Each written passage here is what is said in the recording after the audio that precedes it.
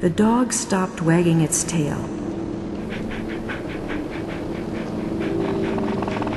It was busy sniffing a small brown bundle lying at the foot of the tree.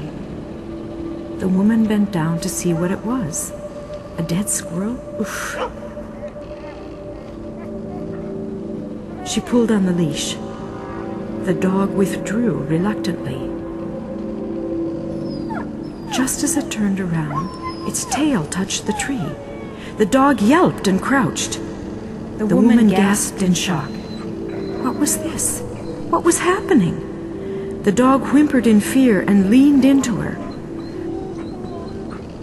The woman stared at the tree in disbelief. This couldn't be true.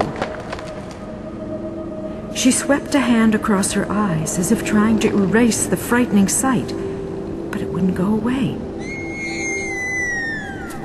With a piercing scream of fear, she ran from the tree, pulling the dog with her. She had to get out of the forest, away from the horror that had turned this beautiful day into a sickening nightmare.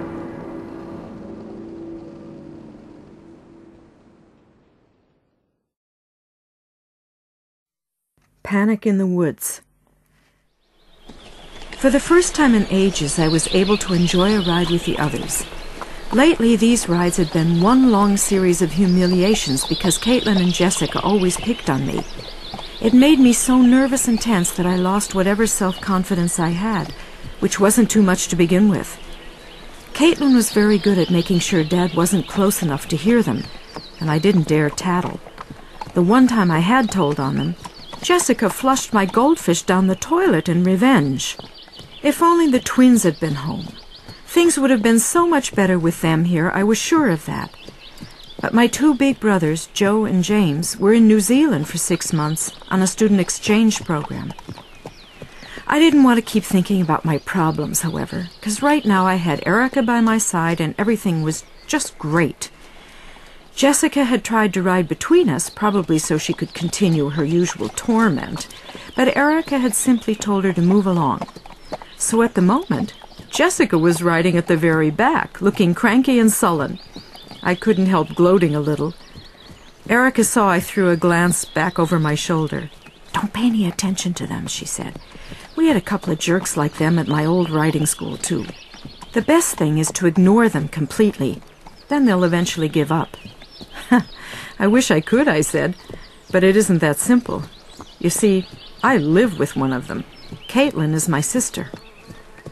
Erica made big eyes and looked as if she was going to say something, but I never found out what.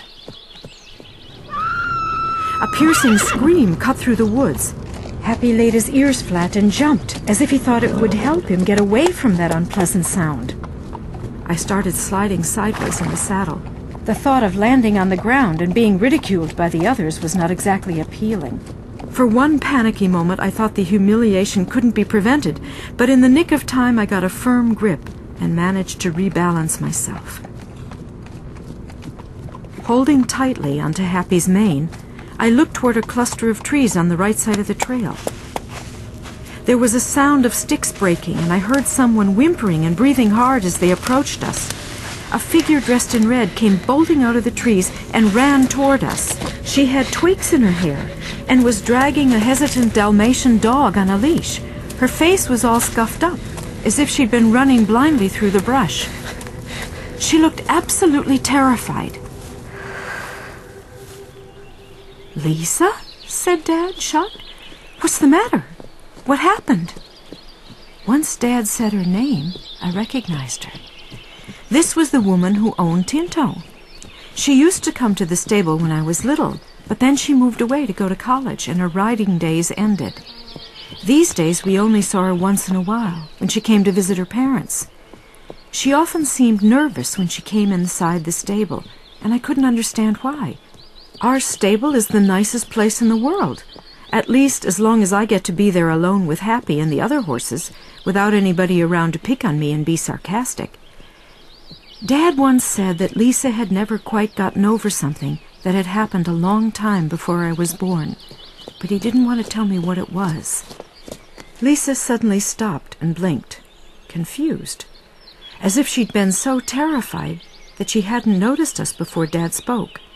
While she stood there, trying to catch her breath, she threw frightened glances toward the cluster of trees from which she'd come. "Lisa?" Dad said again. He got off his horse. "You look terrible. What's happened?" Lisa swallowed as she pointed toward the dense forest.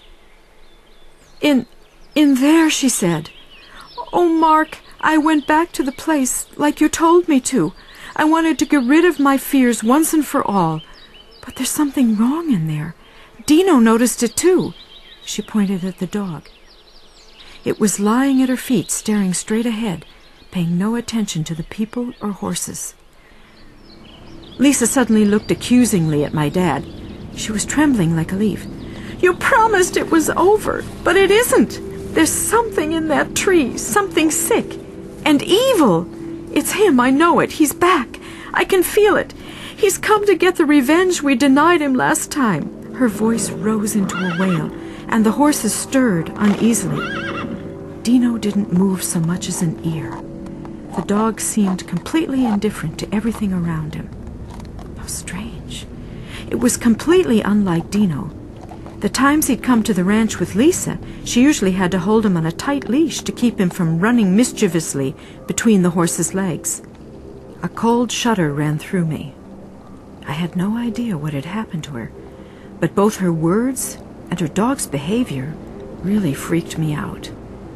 Yet the scariest part was the fact that my dad's face had turned completely white. He looked almost ill. It was perfectly clear that he knew what Lisa was talking about, even though he tried to look calm and unaffected. Let's take it easy and not paint things blacker than they are," he said, putting his hand on her shoulder. "I can tell that something's frightened you, but I'm sure there's a reasonable explanation." His voice had the same soft note that he uses when he's calming a frightened horse. But Lisa didn't get any calmer. She tossed her head as she opened her mouth to say something. Dad lifted a hand, signaling her to stop. "Not here," he said quietly, with a nod toward us. "We should talk about this later, alone, don't you think?" Lisa nodded, and I could tell that Dad sighed with relief. I glanced around at the others. Katelyn looked at Lisa with disbelief and shock on her face. Jessica had the same scornful, snooty expression that she normally reserved for me. "You guys go ahead and continue the ride," said Dad, pointing at Katelyn. "Katelyn, would you take over, please? I'm going to take Lisa home. Make sure you stay on the trail and be back in about an hour, all right? And I trust you to take care of Kelly and the others and to be responsible. No riding into the dense forest, do you hear?" He let his gaze sweep over the whole group. Nobody said a word. Finally, Katelyn nodded. "Relax, Dad. I'll make sure everybody keeps on the trail." Dad nodded, reassured, and turned to Lisa. "Come on, Lisa. You get up on my horse. I'll walk next to you. You need a rest. Whatever it was that happened in there, it's quite clear you've had a shock." Lisa didn't say anything, but obediently swung into the saddle on Dad's horse. Dad took the dog's leash. "Come on, Dino," he said in a friendly voice. "Let's go home." The dog didn't react. Dad pretty much had to lift him to his legs and pull him along by the leash. Dino looked as if he didn't really know what was going on, but finally understood what Dad wanted and started jogging along sluggishly. His tail hung straight down toward the ground. The sight of his motionless, joyless tail sent another cold shudder along my spine. What on earth could have scared the dog so totally out of his wits? As if she'd read my mind, Erica said, "I've never seen a dog behave like that. I wonder what actually happened in there."